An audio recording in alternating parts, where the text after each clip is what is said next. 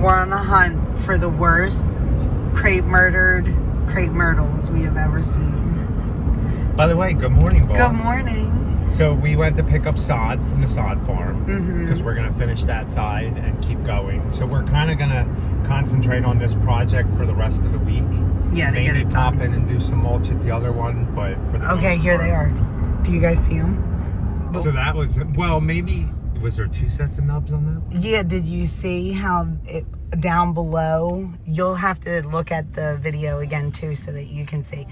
But so there was 2 sets of nubs is what it is on the, they must have cut it like way back one time, and then maybe there's crepe myrtles coming up here too that are bad. Hold on guys, we'll keep you updated. That one. I have to make sure that those were the ones. Oh, that wall's not doing too good. No, yeah, those have to be, that had to be the crepe myrtles. We're going to have to look at it back. But you can see how there was 2 sets of nubs. What they did is they hacked it early on in the bottom. Let it grow up, I guess, for years, and then hacked it at the top again. I guess. And now, the crepe myrtles will come back. They won't die, per se. You'll increase the chance of disease by hacking them like that, and they get all the nubs, because when them nubs form, it creates pockets for leaves to fall in and sit in, and it just, over time, they get bigger and bigger, and it's not healthy for the tree. Disease is like one of the biggest things that could wipe out a tree, and when you have like crossing branches and just, I don't know. And listen, if the crepe myrtle's planted close to the house, it's understanding that you guys out there, if you didn't plant it, that you have to cut it back.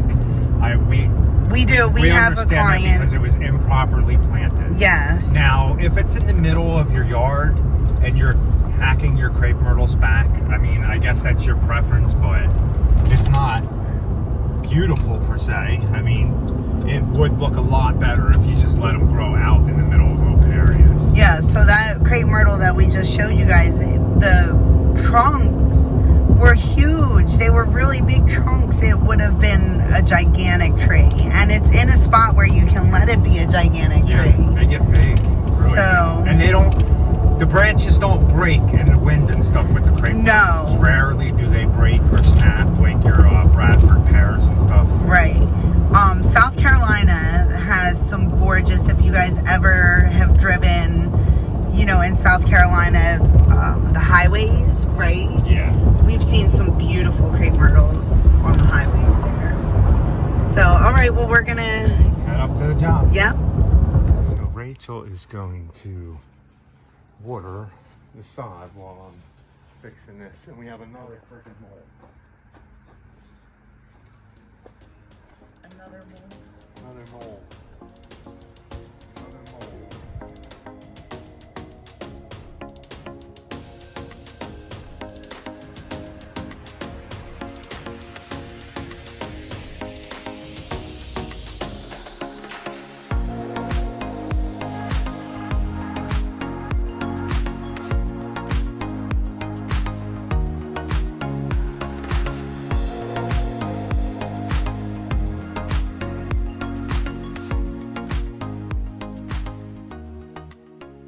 Okay, so what we're going to do, we have to cut this anyway to stick this pop-up.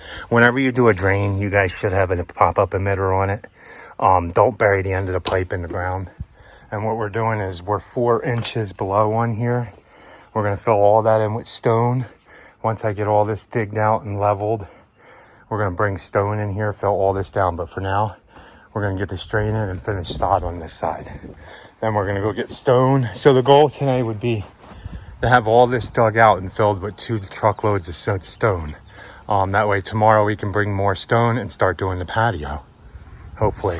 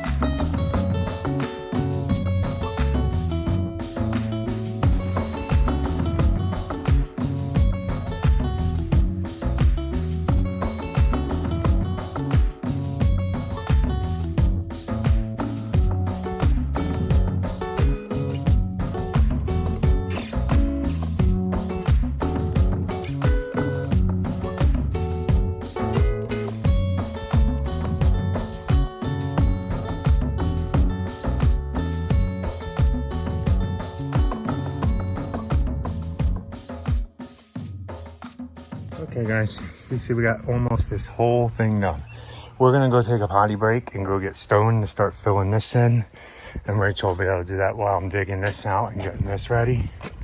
But I think we are gonna need a little bit more sod. Oh, there's more. We're back here with some ABC. We're gonna be filling in on this side of the patio. Rachel's gonna bring it. I'm gonna start like raking this up more and getting this cleared out some. First, I'm gonna cut all this in, and we're gonna fill all this in over here first and work our way this way.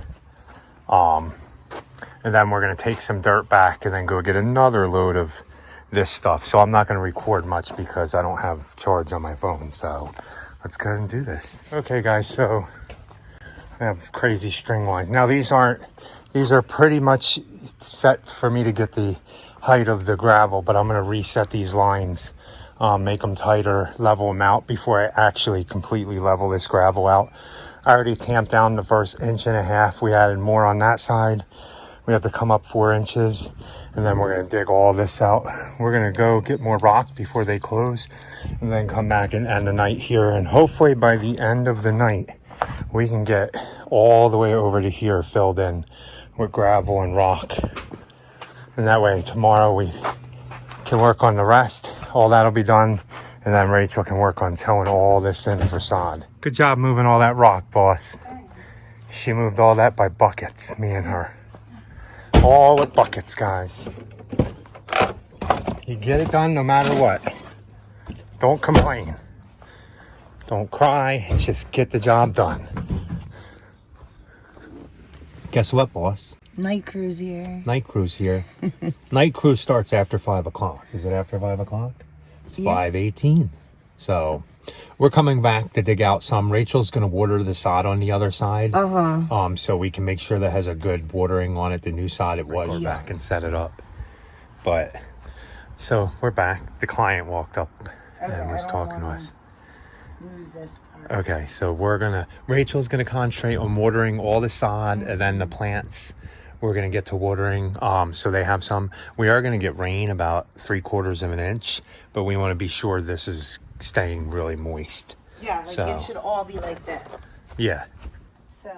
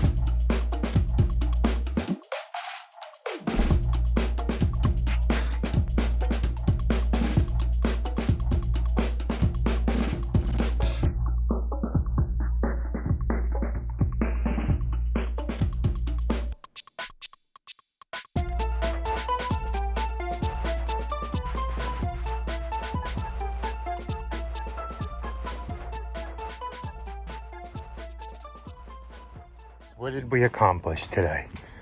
Good amount. We got all here. I mean, this has to get filled in a lot more. 4 or 5 inches. All the sod's done. You see the pop-up drain's done. Doing this, we're working our way around. Tomorrow we'll get around here. And I didn't have strings to tell if this was level or not in here. I know the bottom boards we put on are level, so I went right along that bottom board and just made sure it was level this way. I'll do the same thing when I get out here, but we have to put a drain tomorrow. going all the way down to here. So Rachel might be tilling after we're done. So the customer didn't ask you for a gravel driveway, and you left all this gravel on the ground here. I know the client didn't ask for a gravel driveway here. This drives me crazy, man. Drives me crazy. It does. It drives me crazy. It's one of your pet peeves? Yeah. Rocks. I'm sorry. She said, why do we have to put rock for a base? The ground was hard enough. You guys seen we chiseled through it. Isn't that good enough for a base? Yeah. I mean, technically it was... What was... Technically it was hard pan soil, so... But, no. You gotta still put a base.